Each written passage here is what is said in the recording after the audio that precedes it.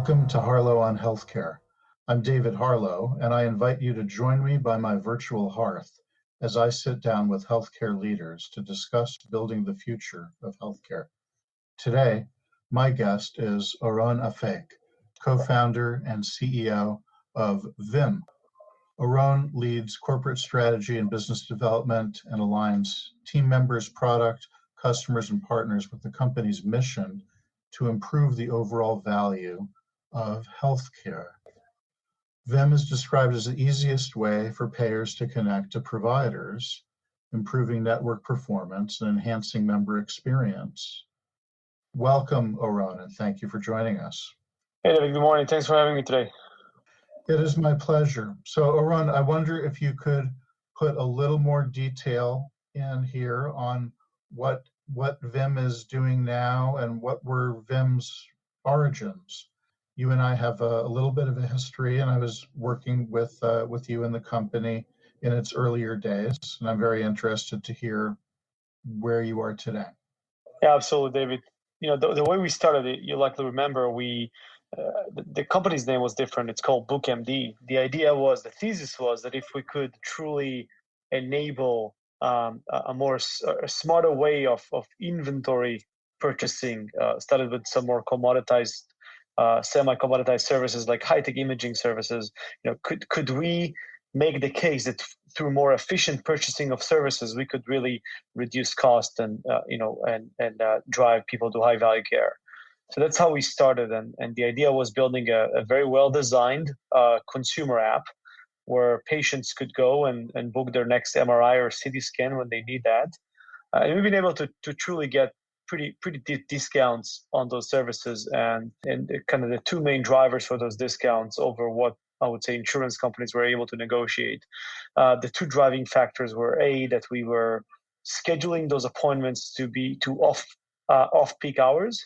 So, you know, the pre-7 a.m., post-7 p.m., where larger health systems or freestanding imaging centers may have excess capacity. And the other way we were able to obtain those discounts was mainly relying on our ability to pay at the time of service in full, and then take care of the patient responsibility afterwards. So the provider doesn't need to take care of patient collections, bad debt. Everything is getting paid in full, pretty much like e-commerce. The reason why this first chapter of Vim, or back then BookMD, failed and fell pretty flat is that we realized, obviously through doing and through activity, that the true decision maker on patient care, on direction of care, is in many of the cases is not necessarily the patient. It's actually the provider. It's the physician. And so it was really hard for us to override a provider decision after the fact. And that was a wake-up call for us to truly think through our future as a company. That I would say, the first pivot that happened around 2018. And David, if I recall correctly, that's around the time we also worked together. I think that's kind of how we met. That's right. Later on, we continued in our journey to try and meet physicians where they are. And 2018 through 2020. We were really focusing on working with large payers, and that's where we partnered with large payers like United Healthcare, Anthem, and others to truly deliver the right content and the right workflow and try to influence provider decision at the point of care. I think the biggest hurdle we had back then was that we need to rely on existing technologies that were available and still available today. That relate to clinical workflow integration, whether it's an EHR or other tools, that are pretty prevalent at the point of care. And we all know how well those work, right? Yes, sir. And how limiting their nature is in terms of what you could do and how you can do things. I think meaningful use is obviously, David, as you know better than me, enabled and called for more standardized infrastructure for data transfer. How do you transfer medical records? How do you transfer batched data? And those things may have made more sense with this existing infrastructure. But when you think about stuff that are less necessarily has to do with batch data aggregation and moving data around, but more with clinical workflow? How do you influence? How do you inform? How do you help providers of all sorts to make a better decision, especially in a value-based care journey, which I know you wanted to talk about today as well? That was really an impediment for us to kind of using this existing technology. So we embarked on a journey to reinvent our technology stack. And around when Right. COVID So I started, mean, the beginning, the first step, sort of the first phase of the digitization of health records and the incentives at the federal level and so forth, that was really sort of phase one of all of this, and sort of digitizing what was already there in paper. And I think some places tried at that point to change workflows rather than just digitizing existing workflows, or as we say sometimes, paving mm-hmm, the cow paths, right? mm-hmm, mm-hmm. So some of that was successful, but on the whole, I would say it probably wasn't. And this is really now the next phase of all of this work. Now that things have been digitized, the question is how can we use these tools to improve workflows, to build standard approaches to things, and to really see if we can realize the promise of value-based care. Because I mean, sort of the seeds of value-based care were planted at the same time as the High Tech Act Mm-hmm. was passed, and we're not really getting there. I was just recycling something that I wrote 10 years ago when the first accountable care organization regulations were finalized, and thinking about how little we've accomplished in the time since. I mean, in a sense, we've accomplished a great deal, but in terms of dollars, efficiency, effectiveness on a grand scale, we really haven't made that much progress. So I'm wondering,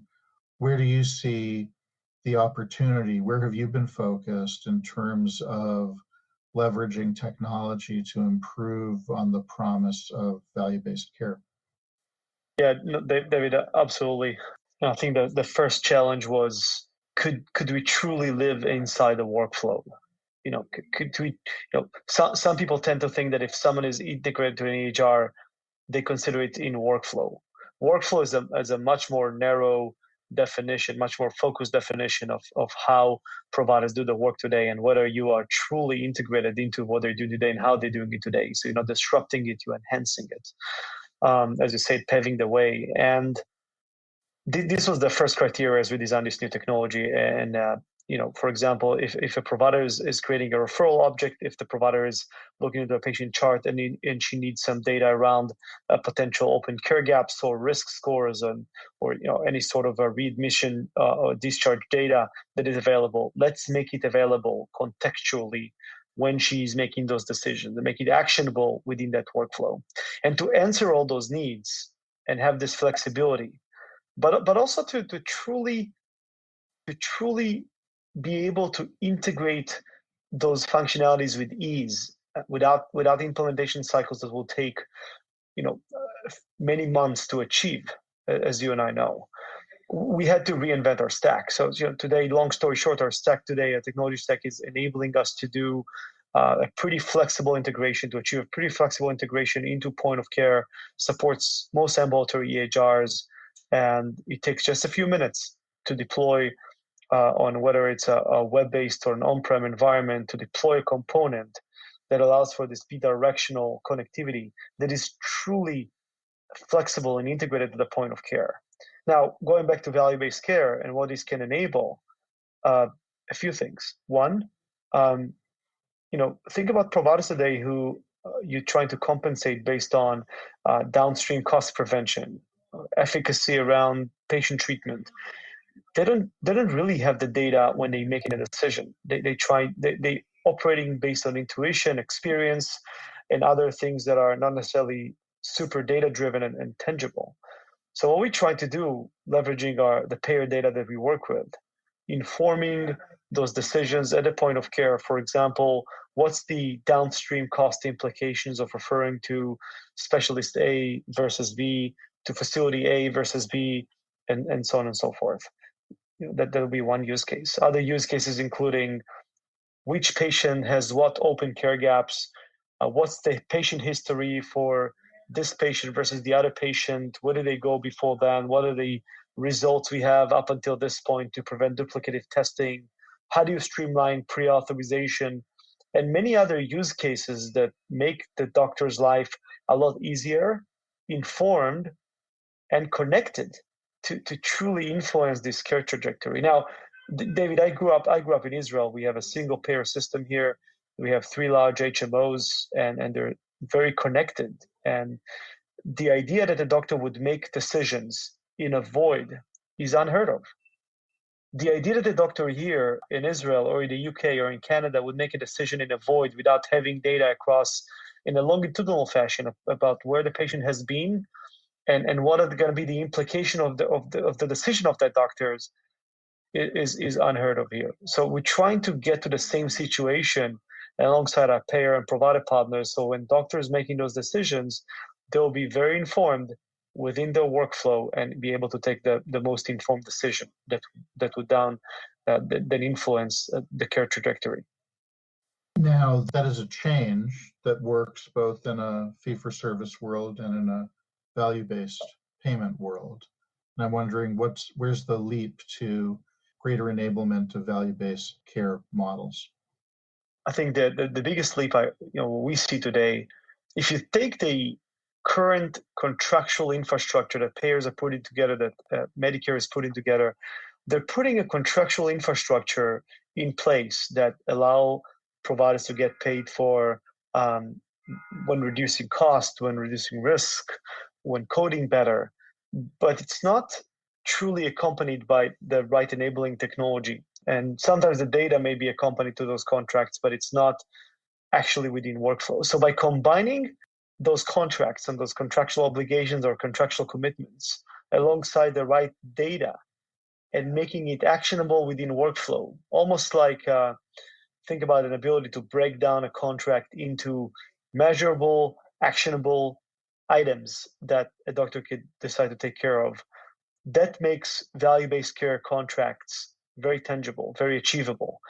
It's no longer a black box where you're going to be doing a lot of work for a year and some, and then maybe realize that you've done a good job or not. It's more about, can I give you some real-time feedback about your actions and how you're progressing toward those achievements, those goals that we set together, and how you're progressing toward that compensation at the end of the tunnel. So I think that's kind of to answer your question. I hope I answered it. If you're just tuning in, this is Harlow on Healthcare, coming to you on Healthcare Now Radio. I'm David Harlow, and my guest today is Oron Afek, co-founder and CEO of Vim. Oron, so we're talking about value-based care and enabling physicians to act in a way based on in a data-driven mode, which maybe is something that hasn't always been possible. And you're coming at this, as I understand it, both from the physician perspective and from the payer perspective, and looking to enable really a transition to greater value-based payment, making it easier for physicians to accept risk. So I guess the next question here is, how have you seen the uptake go both on the payer side and on the provider side? Where are your biggest inroads, and sort of what's the adoption curve look like? Yeah, great question, David. I think the premise that a payer would enable a provider in a silo in a unique partnership has not really bear fruit. I think we've seen it in the industry happening multiple times, unless the provider is exclusively working with that payer. Take, for example, Sanitas and Florida Blue and this pretty incredible partnership they built in Florida. Those things can work really well because 100% of the panel is basically dedicated to Florida Blue patients.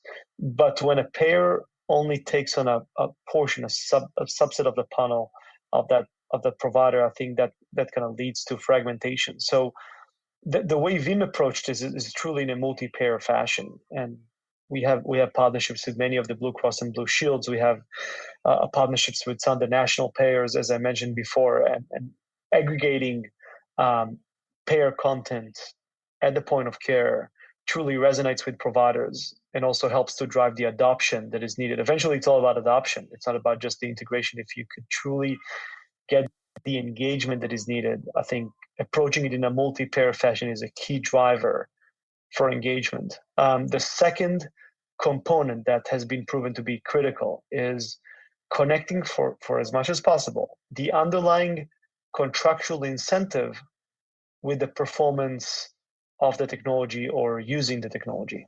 And so how each one of my actions is going to influence the way I'm going to get compensated, even if it's directionally. Those two things have been proven critical. The third thing we talked about, David, is truly being in the workflow to drive the adoption. So today we're really enjoying a very high degree of adoption, both in terms of the physicians opting into those programs, as well as the engagement that is very high double-digit engagement out of all possible use cases. So the uptake was pretty remarkable. So tell us a little more about how you measured that and what that means and how that might compare to adoption or uptake, in the absence of using your platform, where the same contractual incentives may be available, but just aren't being used or maximized. Yeah, absolutely. So it's a great question. Every use case may have its own specific measurements. For example, care gap closure rate could be measured with technology or without technology intervention. And so you could set a baseline and see how the tech enabling more care gaps being closed and therefore more quality care being rendered.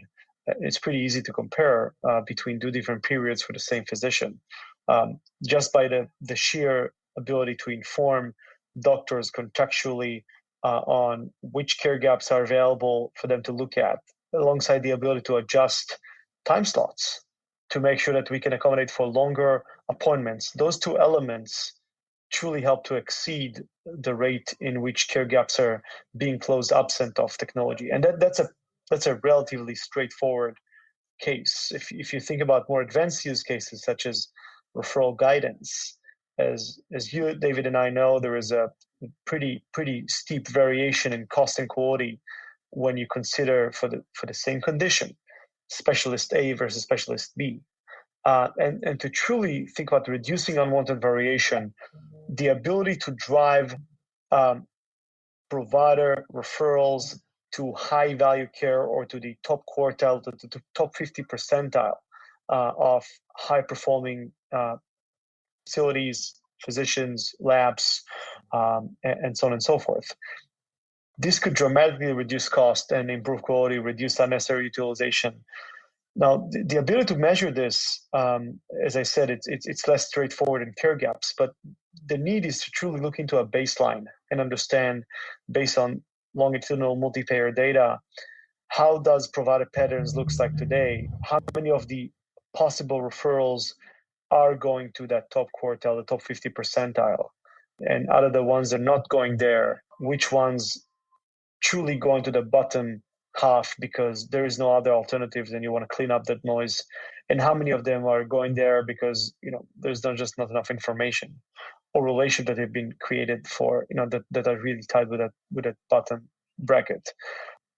And when you can truly move the needle above baseline and move referrals to those high value destinations, that's what that technology brings to the table. Its ability to inform in real time about what is going to help incrementally change the cost and quality trajectory above that baseline you're already used to.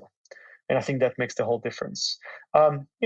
There's always some low-hanging fruit just by making it more easy and improving the experience of placing a referral object inside an EHR. You can already get some uptake. But the ability to add cost information, quality information, online scheduling, and some other elements to the point of care, that is truly moving the needle on referrals to the high value brackets above baseline. Hope that's helpful. Sure. So that sounds like what you're describing sounds like that helps tremendously within a particular network, whether it's based on data from a payer or based on a network that's constructed by a provider organization that's sharing risk. And I wonder whether you're able to build on that to greater network effect. Is there value to looking at data across payers, data across provider networks? I think there is a great value in doing so. Vim is not always in liberty to use data across different payers and different Sure, providers. sure. And I think that's obviously a limiting factor.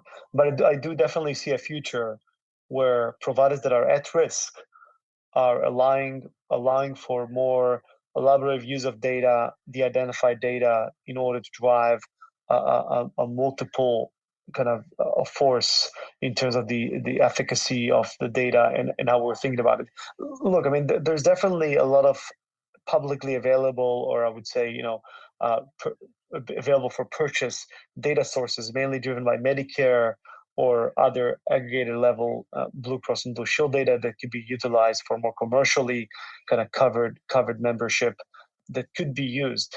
But I think the magic is going to happen when we could truly combine specific patient data across different nodes in a single given network across interactions with multiple providers and multiple payers. And there's more work that we need to do in order to get there, but it's definitely the direction we're going.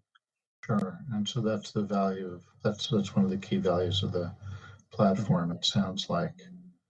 Mm-hmm. So we are at what we would like to think is reaching the tail end of the coronavirus pandemic. And I'm wondering if you have some thoughts about what will be different in the future, having gone through this past 18 months plus experience. And what are the learnings that we take away from this that help improve healthcare going forward? Yeah, it's a good one. I think two pretty significant shifts. I think the first one is, as we're already seeing, a bigger and increasingly bigger desire to move to value-based care. I think many provider organizations realize that next pandemic is around the corner. It's gonna be there sooner or later, and when it happens again, fee-for-service is really going to put them again in an unsustainable spot. And so how do you move more and more your business to be at risk, not just across Medicare, which is growing 10,000 patients every day, but also in areas of commercial? How do you take on more risk also with commercially covered lives? So I think this trend is going to continue and accelerate, and we're going to see more adoption of value-based care models across both Medicare Advantage and Medicare and commercial. The second area that I think is really interesting is the understanding and the adoption of virtual care models and at-home models, and how you combine physical and virtual. We're seeing great companies, great startups, and more mature companies out there building pretty incredible tech for remote patient monitoring, for at-home tests. How do you bring all this information into the point of care and informing clinical decisions when they matter the most? How do you combine those different solutions? I think that's going to become a big trend. How do you help providers to be more efficient in a place and a time when there's quarantine, when there is more limitation of geography? I think those things are going to help us to leapfrog the current fee-for-service siloed environment into a more mature, value-driven, collaborative, and super connected environment of care.